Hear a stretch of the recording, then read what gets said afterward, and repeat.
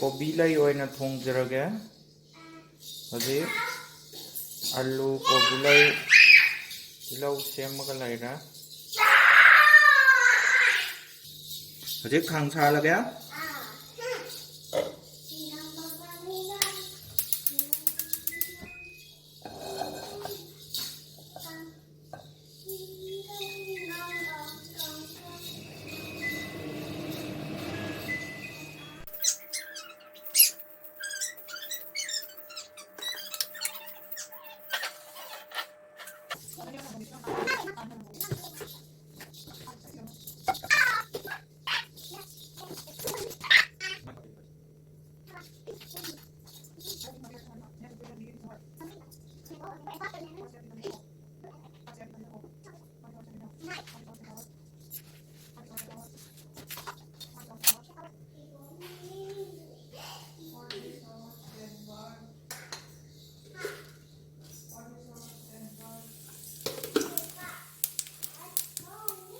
ꯖꯤꯔꯥꯅ ꯈꯔ ꯍꯥꯞꯆꯤꯜꯂꯦ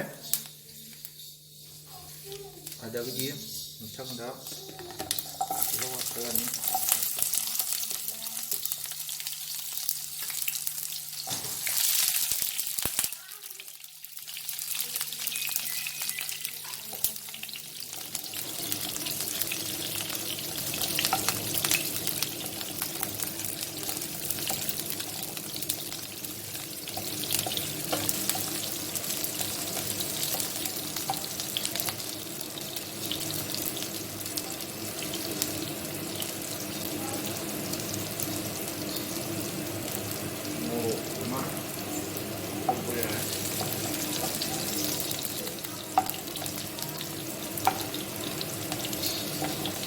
Moga ya anak aku dan tahu kan itu ada moga boleh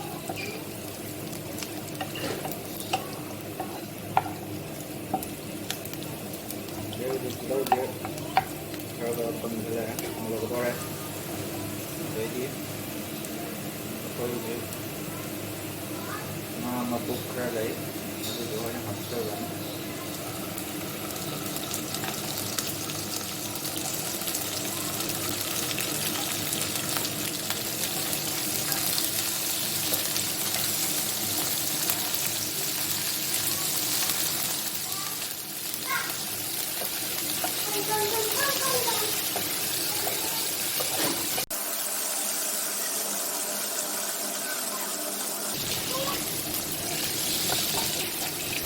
Aku yang dulu,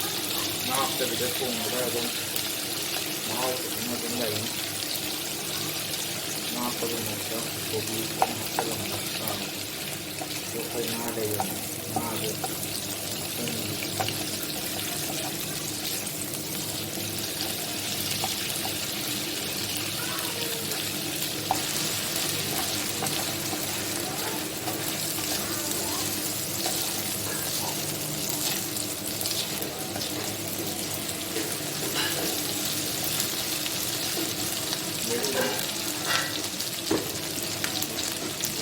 kerap kan dia, ada mula,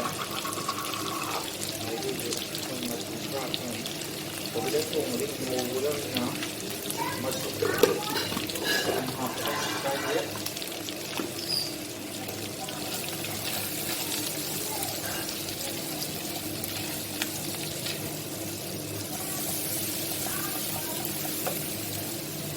Jadi jengking kerap hapcalan ni. Orang flavor dan mungkin ada lagi kopi ka alu butter kami cuma leita untuk kami cuma tetap makan dia jadi jadi orang nanti masih kita orang mahal mahal tu mahal flavor kopi tu kan nama jadi mahal tu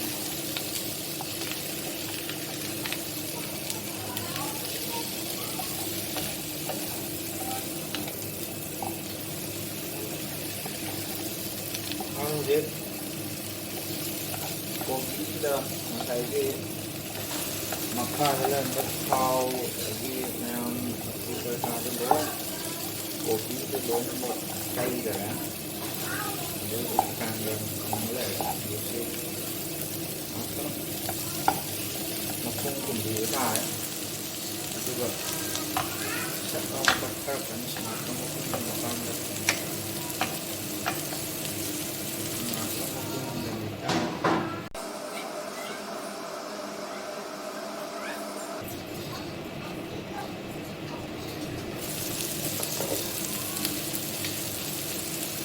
ꯊꯨꯝ ꯈꯔ ꯊꯛꯆꯜꯍꯧꯕ ꯌꯥꯔꯦ ꯑꯗꯨꯝ ꯉꯁꯥꯏꯒ ꯑꯔꯣꯏꯕꯗ ꯊꯥꯛꯀꯗꯕꯗꯣ ꯊꯛꯆꯜꯍꯧꯕ ꯌꯥꯔꯦ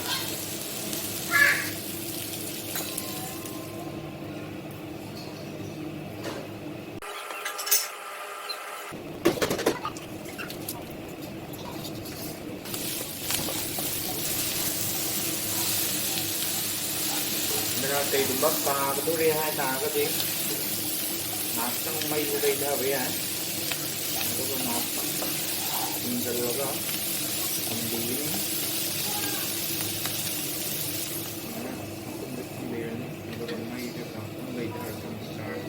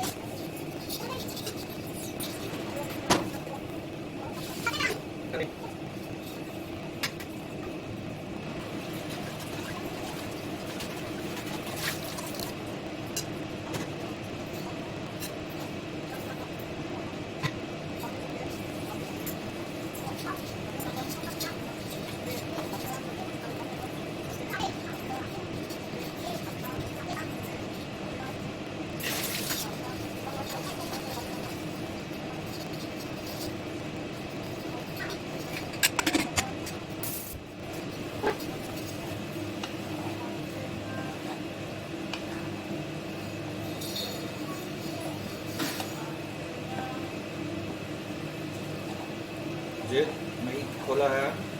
ꯑꯗꯨꯒ ꯈꯔ ꯀꯩꯅꯣꯁꯦ ꯀꯣꯕꯤꯂꯩ ꯄꯠꯈ꯭ꯔꯦ ꯑꯗꯨꯅ ꯈꯔ ꯃꯩꯁꯦ ꯑꯃꯨꯛ ꯇꯠꯄꯤꯕ ꯌꯥꯔꯦ ꯑꯗꯨꯒ ꯑꯃꯨꯛ ꯉꯥꯏꯍꯥꯛꯇꯪ ꯉꯧꯕꯤꯕ ꯇꯥꯔꯦ ꯑꯗꯨꯒ ꯑꯗꯨꯝ ꯃꯈꯨꯝ ꯈꯨꯝꯃꯒ ꯑꯗꯨꯝ ꯊꯝꯕ ꯌꯥꯏ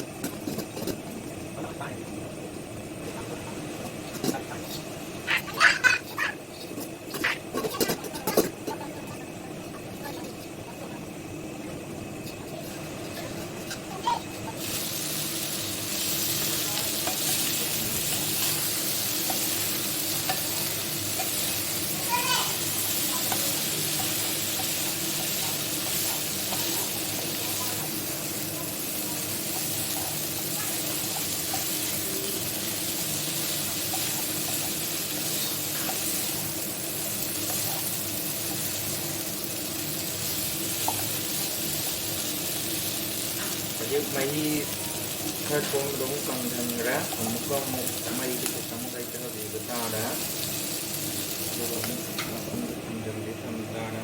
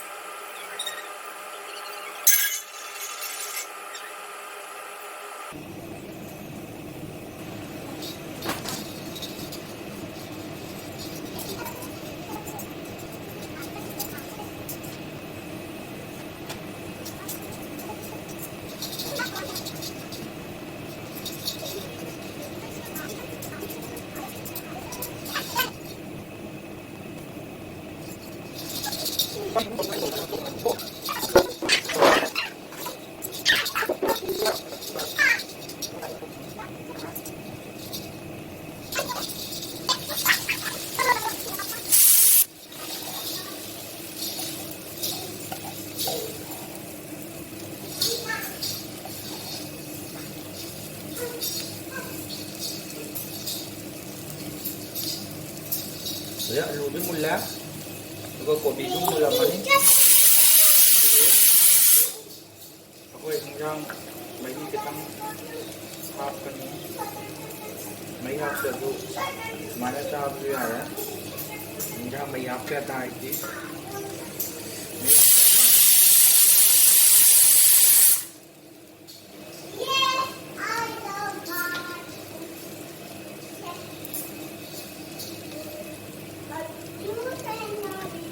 mấy hạt chân bây giờ đấy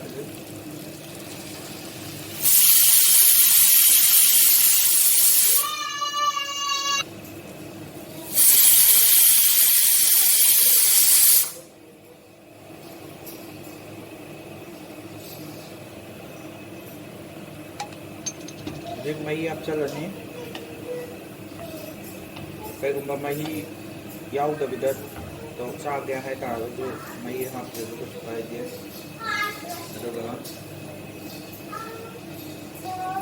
dong mat ko hai ta de ko na mirchi masala de option dia laal mirchi masala kita morok krim sa rồi rồi masuri cũng thật được cái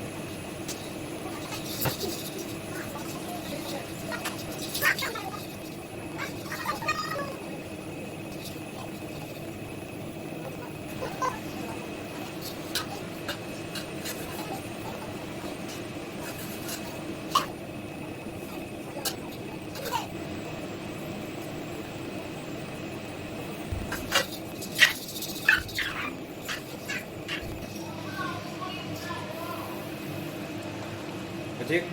dosen merah magi pisang je, dia agak sudah, orang kopi lagi sambal ada, sudah kopi lagi